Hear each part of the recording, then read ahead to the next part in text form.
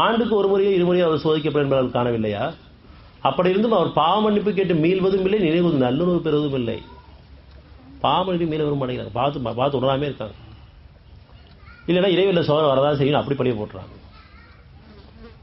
லேசான சுகமான பாதை கஷ்டம் வர்றதுக்கு காரணம் நீங்கள் மறந்து போனதன் காரணமாக, அவனுக்கு இணையில் ஏற்படுத்தின் காரணமாக, அறிவு கொண்டு வேகமாக போனதன் காரணமாக, உணர்ச்சியில் போனதன் காரணமாக கஷ்டம் வந்திருக்கு. ஆனால் நம்ம இறைவனில் சோதனை வரதான் செய்யும். இறைவனோ துன்ப பொருட்கள் அந்த குரான் கிடையாது, உங்களுக்கு லேசாக தான் வருவேன்னு சொன்னதுக்கப்புறம் அவனுக்கு எதிராக பேசிட்டு இருக்கோம்.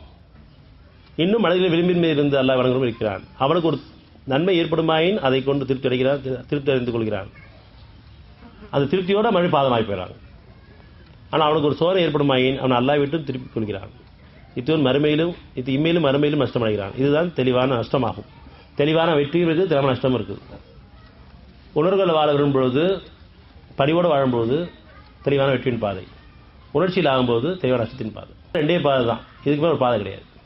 ஒன்று உணர்வின் பாதை, இன்னொன்று உணர்ச்சியின் பாதை. ஒன்று அல்லாஹ்வின் பாதை, ஒன்று ஷைத்தானுடைய பாதை. ஒன்று சொர்க்கத்தின் பாதை, இன்னொன்று நரகத்தின் பாதை.